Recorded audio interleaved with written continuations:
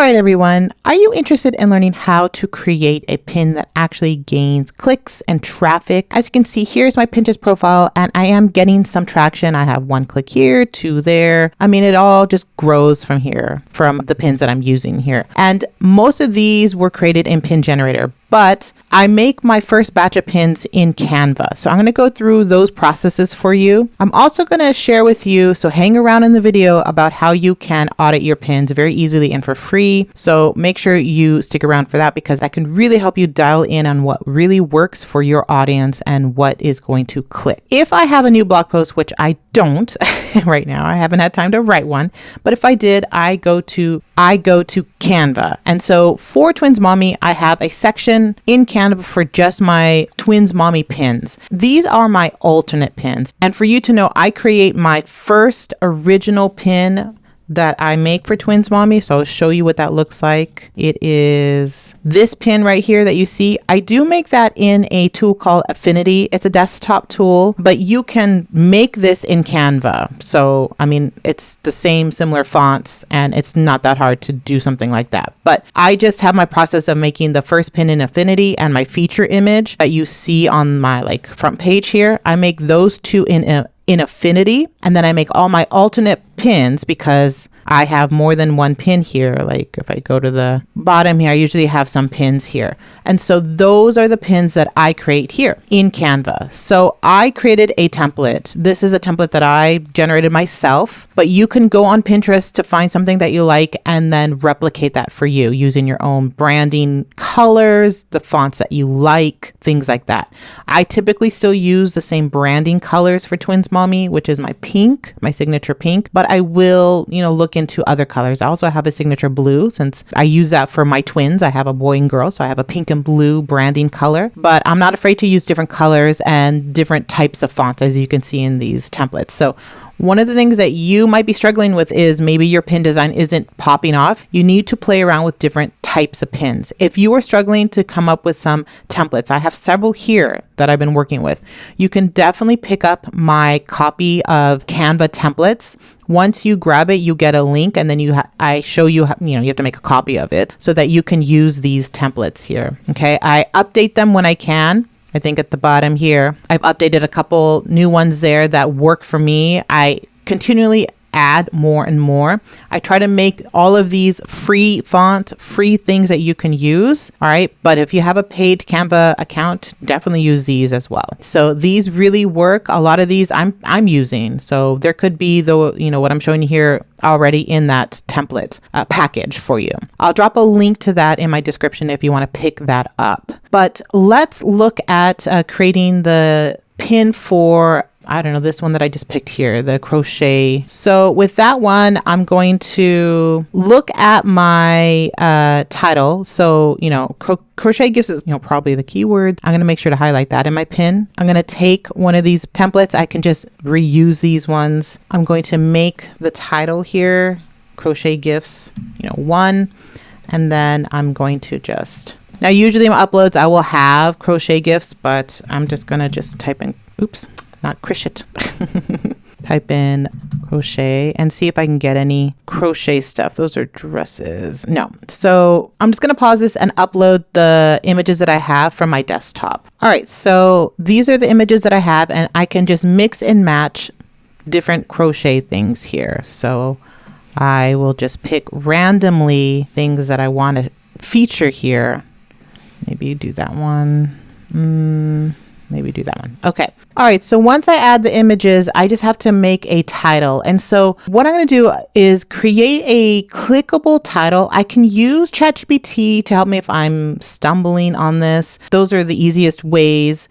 You can just use templates that like certain superlatives that you use, certain eye-catching phrases, clickable phrases. You can draw from that. But one thing that I want you to realize is you should never use the actual title here in your pin. I have here gifts you can make or sell, whatever you want to use, but I didn't have that'll light up anyone. So I don't have that because that's not going to really grab the attention of a Pinterest user. What I can do is create highly clickable titles for Pinterest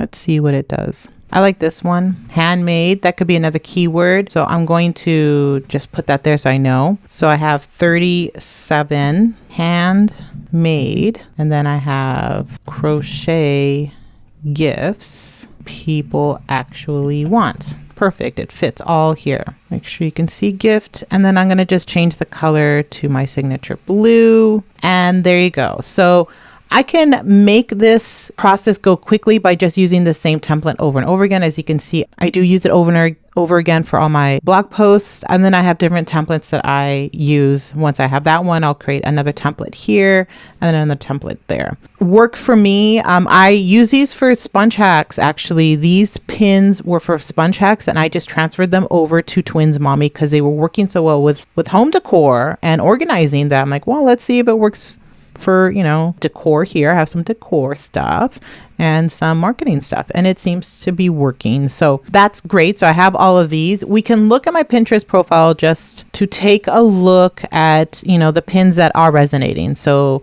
there's one that was from that template, plain image from the templates. Those are all old templates, same one. These are all the same one. This one here was an ideogram one.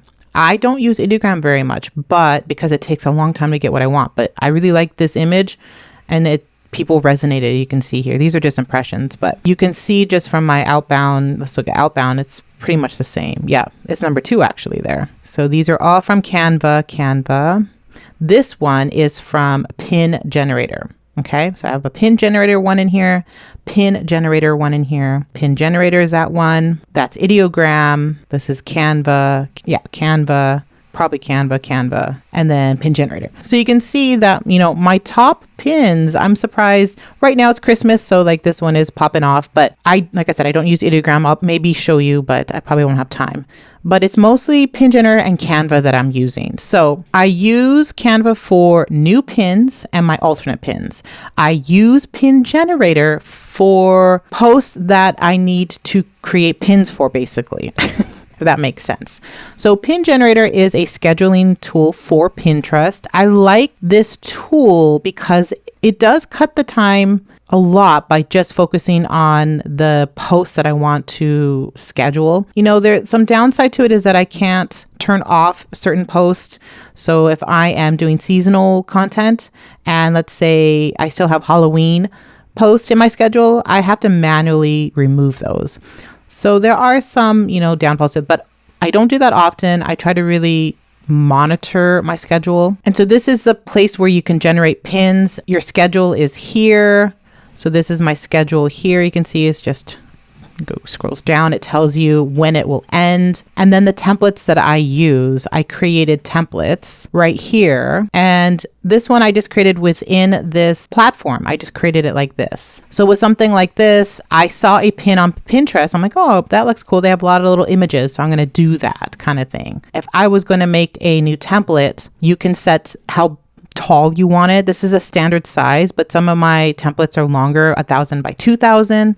So whatever works for you. And all you do is you just add what you want. If you want the image, you can just whatever size you want. If you want a full image here, and then I'm going to have a text box in the middle right here. I'm going to make it white and it's going to be transparent a bit. And then I'm going to add my text for it. So here's where I can add my title. I usually want to add my title. It'll draw from the title there. And then I can pick a font that I want for this. And so we can just do, and then I can name it and then save this template. And then that will be my new template that I created.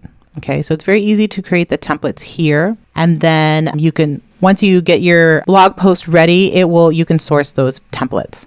So as you can see, I'm using it for sponge hacks. So these are the sponge hacks ones that are just left in the queue here. But let's work on this one, the crochet gifts, because if I go to Google Analytics, I can see that it is, you know, a lot of these Christmas ones and gift ones are taken off right now. So I should capitalize on that and create more pins for that. So the crochet ones I'm going to create. So what I do is I just make sure to plug it in here. I can decide how many.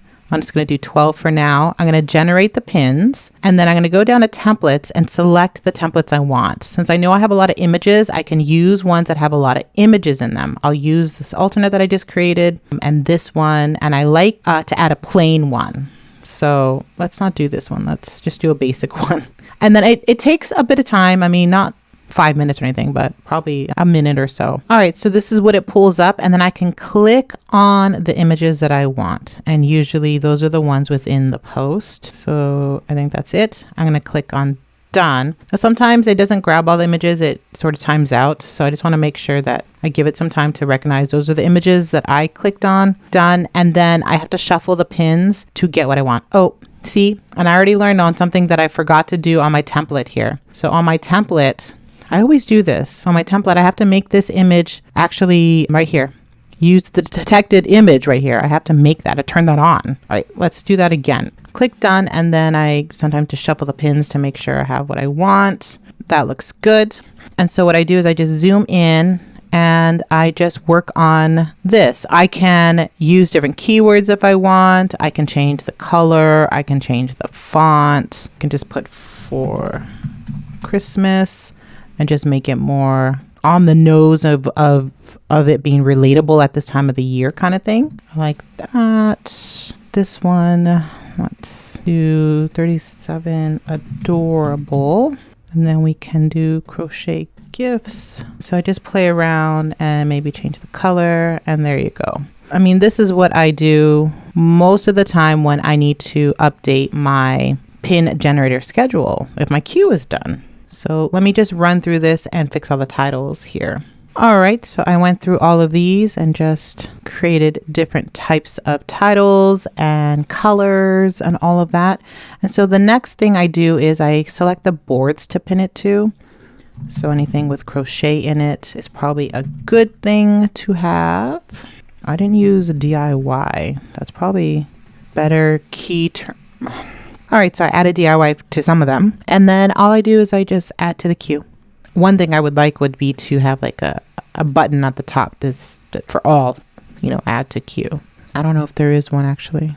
No, I don't see one, but that would be handy. All right, and then I go to my schedule and I just update it. All right, so once it's added, it's just at the bottom of the schedule. So I like to do just like a random shuffle kind of thing and just make sure I can see it. And it's right here. Awesome. And that's what I use most of the time when I am scheduling my pins. Now I wanted to show you something that could help you with dial in on your pins by auditing your pins. What you can do is look at the ones that don't have the most clicks or impressions of your pins. So I'm going to go down to the bottom here. I'm going to find one that has text on it. So like, let's say this one right here. I'm going to click on it. I'm going to open the image in a tab, and I'm going to take a screenshot. I mean, I guess you can download it too, but I'm just going to take a screenshot of this. And I'm going to go to ChatGPT, and I'm going to just say, you can add whatever you want. I wrote an email recently for my twins mommy audience, and I mentioned a prompt there that's a little bit different than this one. I'm going to add that image here, and then I'm going to have it analyze it and give me a rating or a grade. ChatGPT gave this one a B-, which coincides with a low click rate. So it gives me what's strong and what I can work on here. And so you can use this information to make a better pin. It gives me more examples here on what to do. It doesn't like the rainbow colors, a hero visual, more white space, less clutter. So, these are things that you can try to see if that helps you make better pins. You can use the templates that I have. Make sure to go and check out the link below. Or you can find pins that you like on Pinterest and recreate them using PinGenerator. Now, one thing I didn't show you was the pin description. When I upload my pins to my blog, I can write the description there. I show you in detail what I do for that description in Pin and Win. And just FYI, I do have a Black Friday sale, so make sure to capitalize on that and grab this course 50% off. I just went through it this morning and it's been updated. Everything is good, and hopefully you can start growing. I give you a year update on these blogs that I started, and they're all growing very nicely right now. All right, so make sure you check that out. Let me know if you have any questions about my pin design process, if you have any questions about the Pin and Win course that I have. Otherwise, make sure to check out my other video to help you with your blog traffic growth. And I will see you in the next video.